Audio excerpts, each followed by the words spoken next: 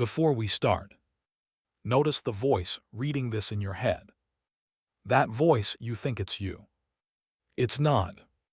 It's a narrator your brain constructed, and it lies to you constantly. Not dramatically, not maliciously, but systematically. Your brain does not show you reality.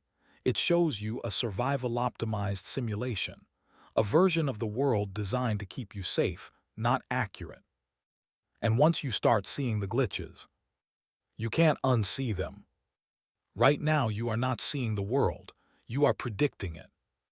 There are literal blind spots in your vision at this very moment, holes in your eyesight. You don't notice them because your brain fills them in. It patches reality so smoothly that you believe you're seeing everything. Now think about the last time someone texted you K. Your brain instantly filled in tone, mood, intent. Were they annoyed, distant, passive-aggressive?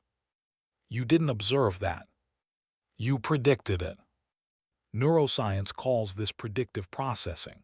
Your brain guesses first, then checks the data later, which means most of the time you are not reacting to reality, you're reacting to your brain's best guess. And when emotion spikes, here's the dangerous part. You trust the guess. So next time you feel triggered, pause and ask yourself, what did I actually observe and what did I add? That single question cracks the illusion. Now here's something even more uncomfortable. The more certain you feel, the less you're actually thinking. Certainty feels powerful, it feels intelligent, but psychologically, certainty shuts down curiosity. The moment you say, I know, your brain stops searching. Confidence activates reward systems. Doubt activates threat systems. So your brain chemically rewards you for feeling sure, even when you're wrong. That's why the most confident person in the room is not always the most accurate. Certainty feels like truth, but it's just comfort. Replace I know with based on what I see right now. Notice how that keeps your mind flexible, and flexibility is what intelligence actually looks like. Now let's destabilize something deeper. Every memory you trust has been edited. Think about a painful moment from your past. Notice how clean the story feels. You know who was wrong, you know how you felt. It feels solid. But memory is not storage, it's reconstruction.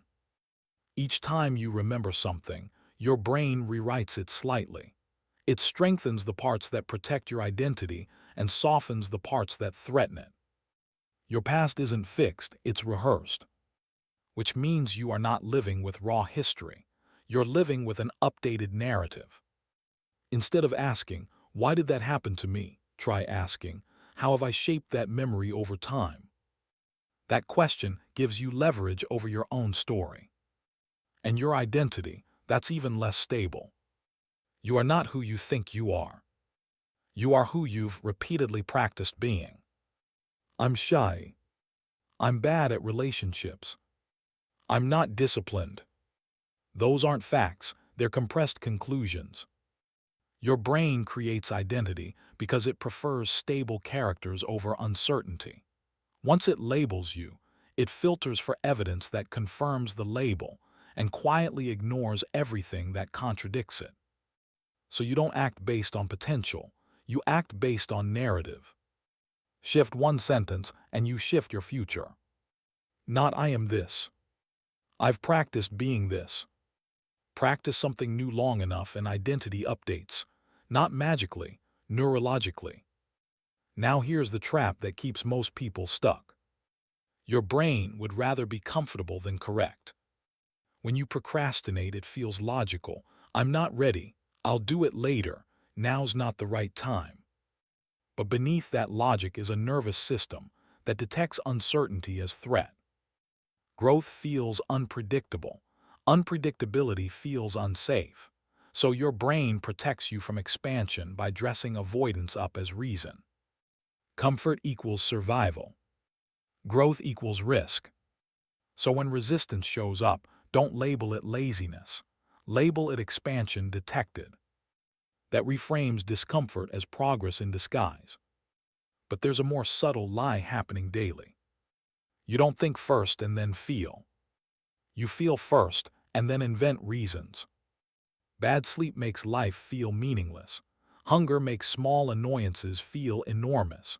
Stress makes the future look catastrophic. Your body shifts chemistry. Your brain then reverse engineers a story to justify the state. And you believe the story. Before trusting a thought, check your physiology. Are you tired, overstimulated, dehydrated? Change your state and watch how the narrative changes with it. Now we reach something even deeper. Being wrong feels like a threat. When someone challenges your belief, your body reacts before your logic does. Heart rate rises, muscles tense, stress hormones release. Your brain treats contradiction like danger. This is cognitive dissonance.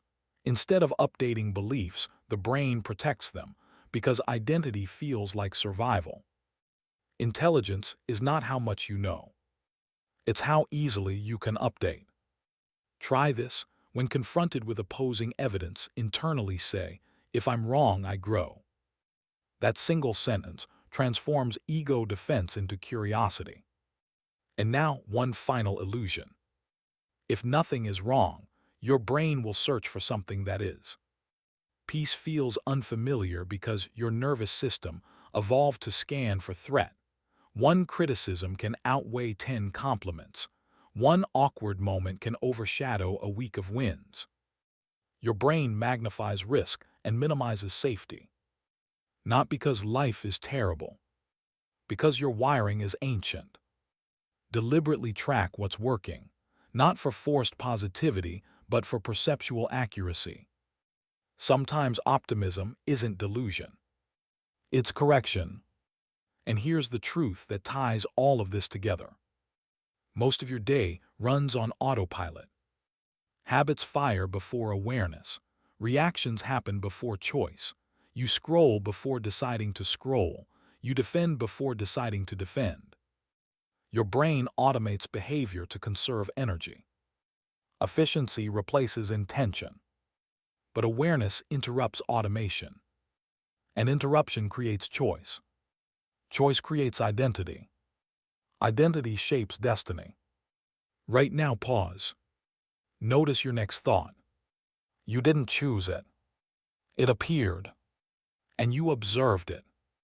That means something profound. If you can observe a thought, it is not you. Your brain generates survival simulations, fear, doubt, certainty, stories. But you are the awareness behind them. The moment you realize, "I am not my thoughts," the hierarchy flips.